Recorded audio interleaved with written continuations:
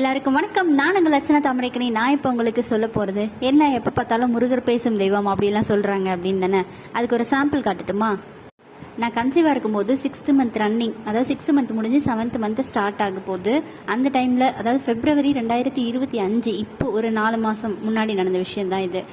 February 10th 2025 அன்னைக்கு night வந்து எனக்கு ரொம்ப வாமிட்டு. என்னால் நிற்கவே முடியல. கிட்டத்தட்ட அப்படியே பிளட்டே வர்ற அளவுக்கு வாமிட், அவ்வளோ வாமிட்டு. நைட்டு 10 மணிக்கு மயக்கம் வந்து எனக்கே தெரியாமல் நான் கீழே விழுந்துட்டேன். ஆனால் என் ஹஸ்பண்ட் வந்து பக்கத்தில் இருந்தனால என்னை பிடிச்சி அப்படியே கீழே ஃப்ளோரில் படுக்க வச்சுட்டாரு. கொஞ்சம் நேரத்துக்கு அப்புறம் எழுந்து நாங்கள் ஹாஸ்பிட்டல் போயிட்டோம். ஹாஸ்பிட்டல் போயிட்டு அங்கே எனக்கு ட்ரிப்ஸ் ஏற்றிட்டாங்க. வாமிட் கண்டினியூ ஆகாமல் இருக்கிறதுக்காக மெடிசனை போட்டாங்க. ஏன்னா எனக்கு கண்டினியூஸ் வாமிட் இருந்தனால ஃபுல் டீஹைட்ரேஷன், அதனால வந்து அங்கேயே இருங்க அப்படின்னு சொல்லிட்டாங்க. ட்ரிப்ஸு போட்டுட்ருக்குறாங்க. அதோட சேர்த்து மெடிசனும் போட்டு ட்ரிப்ஸ் வழியாகவே போயிட்டுருக்கு. ஜூஸும் கொடுத்துட்டாங்க, குடிச்சிட்ருக்குறேன். அப்போ என்னால் சுத்தமாக கண்ணே முழிக்க முடியல. அப்போ நான் வந்து அப்படியே மைண்டில் நினச்சிட்டே இருக்கேன், ஏன் முருகா எனக்கு மட்டும் இப்படி ஏதாவது ஒரு மந்த்தும் ஒரு பிரச்சனை, இப்படி யோசிச்சுக்கிட்டே இருக்கேன். ஏன் இப்படி இன்னும் டெலிவரிக்கு 4 மாதம் இருக்கும், இன்னும் என்னென்னா ஃபேஸ் பண்ண போகிறனோ தெரியலையே அப்படின்னு சொல்லி யோசிச்சுக்கிட்டே முருகரை யோசிச்சுட்டே இருக்கிறேன்.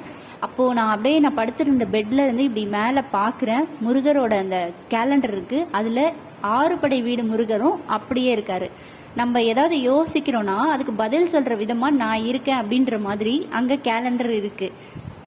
நீங்கள் இப்போ யோசிக்கலாம், ஏன் நீங்கள் வேறு பெட்டில் கூட படுத்துருந்துருக்கலாம் அந்த மாதிரி. அதையே தான் நானும் சொல்கிறேன்.